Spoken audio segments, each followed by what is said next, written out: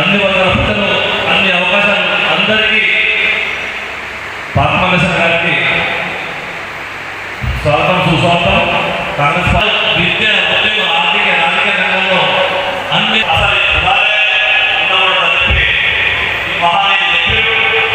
దాదాపు 200 సంవత్సరాల నుంచి పోరాటం చేశారు. మనం పూర్తిగా చర్చించుకొని మనం ముందు ఈ పోరాట బాటలు ముందు నడపాల్సిన అవసరం ఉన్నది.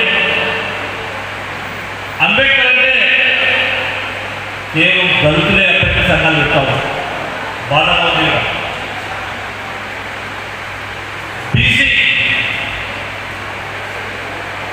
సామాజిక వచ్చినటువంటి పూలే ఎవరంటే బీసీలే పెట్టిన సంఘాలు. ఎందుకు? వీళ్ళొకప్పుడు సూత్రులు అంటే కింది కులస్తులుగా మనల్ని నెట్టబడి, మరి గాంధీ యువజన సంఘం బట్టి అన్ని కులాలు ఉంటాయి, నేతాజీ యువజన సంఘం బట్టి అన్ని కులాలు ఉంటాయి.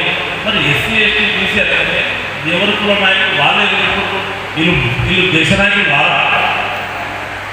వీళ్ళు భారతదేశ నాయకులు కారా? అంబేద్కర్ రాజకీయ నాయకులు మొదలుకుంటే ఈ దేశ ప్రధానమంత్రి వరకు దళితులను మాట్లాడుతున్నారు. అదే ప్రపంచంలో 200 దేశాలు భారతీయ పౌరులు అంబేద్కర్ అంటారు, భారతీయ పౌరులు పూజ అంటారు. కానీ మన దేశంలో ఉన్నటువంటి అగ్రవర్ణ అహంకారం ఇంకా వీరిని శుద్ధులనే ఉంచింది. 70 సంవత్సరాలుగా ఈ 14 సంవత్సరాలు వచ్చి ఇంకా ఇక్కడ ఉంచుతున్నారు. ఇలా చేతుల పాలన పెడితే ఇంకా 70 సంవత్సరాల పాలన మనకి ఇక్కడ ఉంచుతారు. కూడా ఒక ప్రారంభ సమాధానం చెప్తున్నాం. ఇది మనం ఈ రాష్ట్రంలో మన పరిస్థితి ఏముంది, ఎక్కడుంది, మనంతా అవగాహన చేసుకోవాలి. ఈ పార్టీ రాజకీయ నాయకులు అందరూ అన్ని పార్టీలు కాకుండా అన్ని పార్టీలు కూడా మనం ఎక్కడ పెట్టాలో అక్కడ పెట్టుకున్నాయి. కనీసం విద్య అందుకోవడం లేదు. ఈ సాంఘిక దురాచారం నిర్మూలించాలని చెప్పి విద్య అవసరం అని చెప్పేసి మహాత్మా జ్యోతిరావు పూలే 1890 జనడేవి పోరాటం చేసింది. ఈ భారతదేశంలో విద్య వ్యవస్థ బలంగా నాటుకోవడానికి విద్య కారణం జ్యోతిరావు పూలే మాత్రమే. ఆ జ్యోతిరావు పూలే చేసిన పోరాటం సాంఘిక దురాచారాలు, కుల వివక్షత, ఎన్నో అంటరానితనాలు, బాల్య వివాహాలు, ఎన్నో దుర్మార్గమైనటువంటి ఈ దురాచారాలను అగ్రకుల బ్రాహ్మణ వేదికలు ఆదిపుత్రానికి ఎంతో బలం.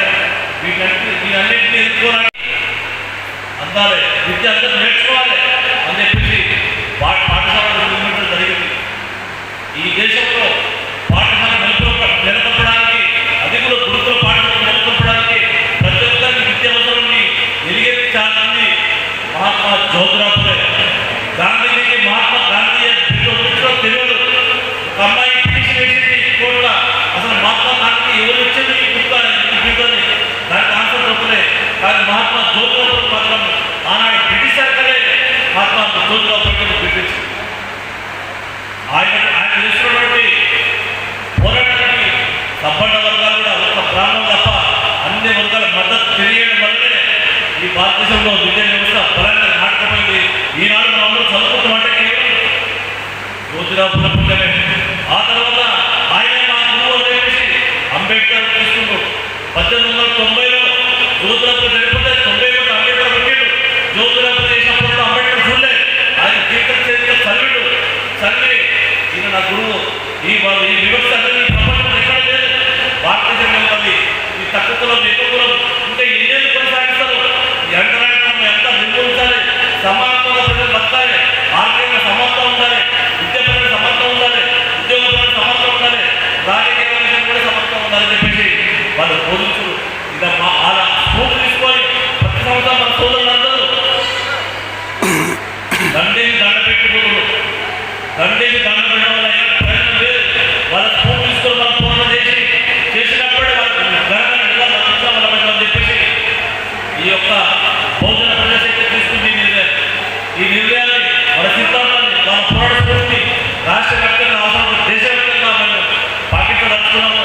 అందుకు మీ మద్దతు అవసరం కనుక సపోర్ట్ అవ్వడానికి ప్రయత్నం చేస్తున్నాము. మాకందరూ కూడా మీ యొక్క మద్దతు కావాలి. దీనికి వచ్చిన ప్రతి కులానికి మేము ఉద్యమ వ్యవస్థ తెలియజేస్తున్నాము.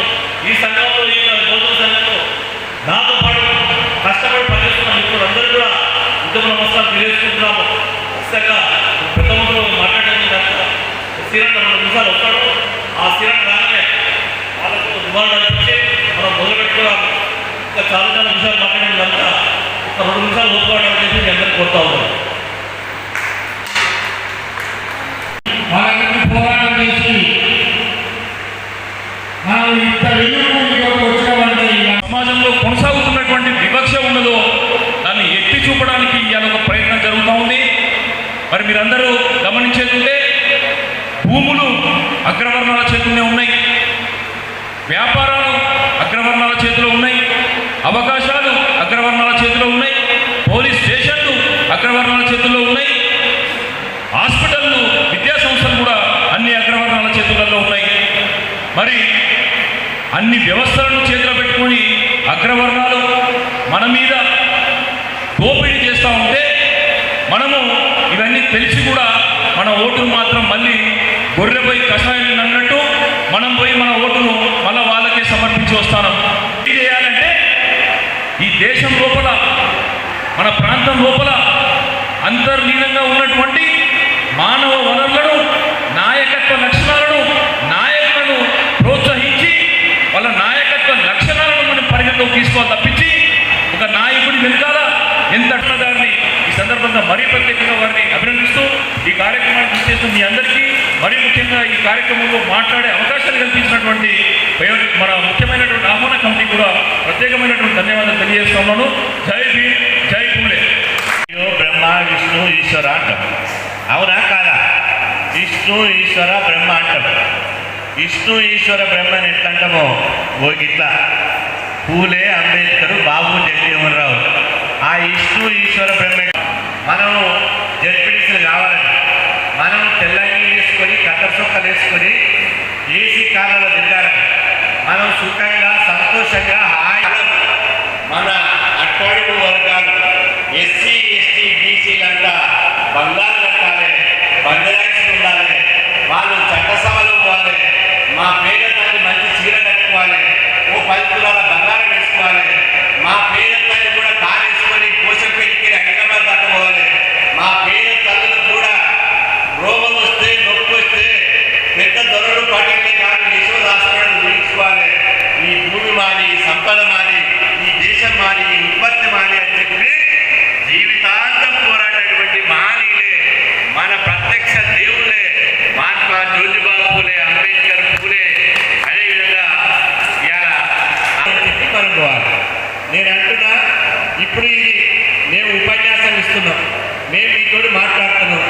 ఈడ 50 రూపాయలు అనుకో, 50 రూపాయలు ఒక్కొక్కరిని మన మీటింగ్లకు వచ్చిన వాళ్ళని ఒక్కొక్కరిని చాకులు లెక్క, బాకులు లెక్క, పులులు లెక్క, సింహాలు లెక్క ఒక పోరాట తత్వాన్ని నేర్పుతాం. కాబట్టి ఈ అగ్రవర్ణాల దొరలు మన బహుజన మీటింగ్లో రాగేది.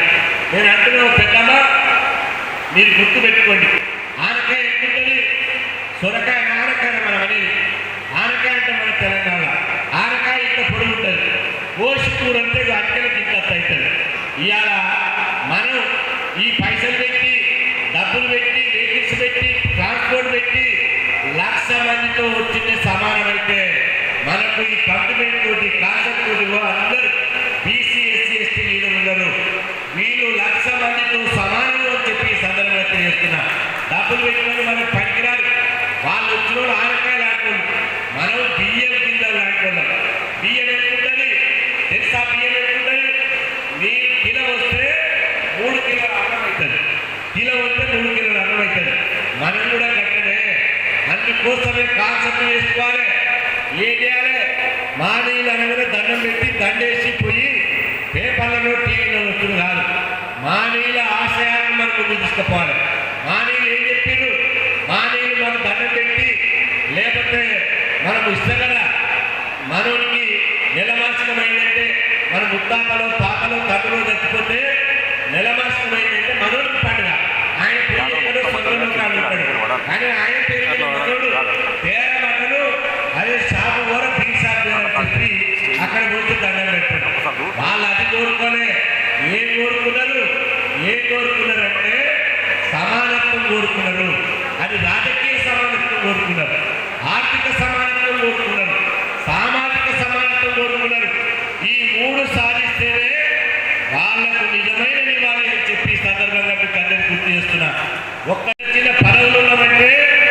ఏ ఎంపీటీసీనో జెడ్పీసీనో సర్పంచ్నో ఓ సింగిల్ విండో డైరెక్టర్ ఉండమంటే ఈ అగ్ర కులాల నాయకుల తయారు అక్షరాలు కాదు. ఆ మానవులు అంబేద్కర్ పూలే రాజ్యాంగం రాసింది కాబట్టి మనం ఉన్నాం. మన జాతి యొక్క మూలాలను మర్చిపోతూ చాలా మంది జాతి యొక్క మూలాలను మర్చిపోయి దొరల పట్టణంలో మనం తిరుగుకుంటా మన అసలైన భావాలు మన బాబాసాహెబ్ అంబేద్కర్, అసలైన భావాలు మన మహాత్మా జ్యోతిబా పూలే, అసలైన భావాలు మన బాబు జగ్జీవనరావు అని చెప్పి సమర్థన చేస్తున్నారు. మన ఎస్సీ ఎస్టీ బీసీల ఇళ్లలో పోగానే వాళ్ళ ఫోటోలు ఉండాలి. దేవుళ్ళ ఫోటో కూడా ఉండేయండి, నేను వద్దలేను. దేవుళ్ళ పక్క పెట్టి కూడా మన దేవుళ్ళ ఫోటోలు కూడా పెట్టుకోండి అని చెప్పి సమర్థన గుర్తిస్తున్నా. అందుకోసం ఈ మధ్యన మీటింగ్ పెట్టినప్పుడు మేము ఒక్కటే చెప్తున్నాం, ఏంటి బీసీ బీసీ అంటే బీసీ అంటే చాలా మంది మన నాయకులు బీసీ అంటే వెంటనే చెప్తారు బ్యాక్వర్డ్ క్లాస్ అని. బ్యాక్వర్డ్ క్లాస్ కాదు, బీసీలు అంటే బ్రిలియంట్ క్లాస్. మనకున్న తెలివితేటలు ఎవరికి ఉండవు. బీసీలు అంటే బిగ్గెస్ట్ క్లాస్, మనకున్న జనబలం ఎవరికి ఉండదు. బీసీలు అంటే బెస్ట్ క్లాస్, మనకు మనంత మంచోళ్ళు ఎవరు ఉండరు. కాబట్టి ఒక్కడి గుర్తుపెట్టుకోండి, ఏడమైన బావ కానీ వంగ తోటకాడ బావ కాదన్నట్టు భువనగిరి గడ్డ మీదకి వెళ్ళి ఈ దొరలు ఈ పట్టణాన్ని పరిపాలిస్తున్నారు. ఇంత తెలివి ఉండి, ఇంత చైతన్యం ఉండి, ఇంత విప్లవ పోరాటం ఉండి, ఇంత రాజకీయ చైతన్యం ఉన్న మనం భువనగిరి గడ్డలో బీసీ చైతన్యాన్ని చాటవలసినటువంటి అవసరం ఏముంది. ఇక్కడ వచ్చిన ముఖ్య నాయకులు చెప్తున్నా, మీడియా ద్వారా వినే నాయకులు చెప్తున్నా, మీ పార్టీ పేరు మీద చెయ్యి గుర్తు పేరు మీదనో ఇంకో గుర్తు పేరు మీదనో దొరలకు పట్టేళ్లకు ఓటేసుకుంటూ పోతే రేపు సర్పంచ్ నువ్వు కావు, ఎంపీడీసీ నువ్వు కావు, జెడ్పీడీసీ నువ్వు కావు, ఎంపీపీ నువ్వు కావు. ఎందుకు అంటే మొన్న బీసీకి ఇస్తే వీళ్ళు ఓడగొట్టుకున్నారు, ఓటేలే. ఇలా గెలుపు గుర్రాలు ఎవరు? గెలుపు గుర్రాలంటే రెండోళ్ళే గెలుపు గుర్రాలని చెప్పి సర్పంచ్ వాళ్ళకే ఇస్తారు, ఎంపీడీసీ వాళ్ళకే ఇస్తారు, జెడ్పీడీసీ వాళ్ళకే ఇస్తారు. ఇలా స్థానిక పదవులన్నీ వాళ్ళకే ఇస్తారు. మన పదవులు మనకు కావాలంటే ఏం చేయాలి? అంబేద్కర్ ఒక మాట చెప్పిండు. అంబేద్కర్ ఏం చెప్పిండు? ఓ నా బలైన ఓటు అనే ఆయుధాన్ని నేను చేతిలో పెట్టుకున్నా, ఈ ఓటు నీ జాతి మీద కేసుకొని నువ్వు రాజు అవుతావు, ఈ ఓటు దొరల పట్టణం కేసుకొని నువ్వు బానిస అవుతావు, నువ్వే తెలుసుకో అని చెప్పి అంబేద్కర్ గారు చెప్పారు. అంబేద్కర్ ఇచ్చినటువంటి ఓటు మన చేతిలో లేకపోతే ఒక్కసారి ఆలోచన చేయండి. అంబేద్కర్ ఇచ్చినటువంటి ఓటు మన చేతిలో లేకపోతే ఈ దొరల పట్టణం మన ఇంటికి వచ్చేవాళ్ళ, మన ఊరికి వచ్చేవాళ్ళ, మనల్ని మందలిచ్చే వాళ్ళ, మనతో కలిసిమెలిసి ఉండేవాళ్ళ. ఈ ఓటు ఉన్నందుకే నక్క చిత్తుల వేషాలతోటి మన ఇంటికి వస్తున్నారు, మన గల్లీకి వస్తున్నారు, మన వాడకి వస్తున్నారు. ఈ ఓటు కనుక లేకపోతే జంతువుల కంటే అధ్వానంగా మనం చూసేవాళ్ళం. కాబట్టి ఈ అద్భుతమైనటువంటి ఓటును వాణిలకు ఇచ్చేటువంటి నిజమైన నివాళులు అని చెప్పి ఈ సందర్భంగా తెలియజేసి అవకాశం ఇచ్చినటువంటి స్వామి గారికి, మా తమ్ముడు కళాకారుడు సతీష్, అదేవిధంగా గౌరవ ప్రజాప్రతినిధులు, ముఖ్యమైన నాయకులు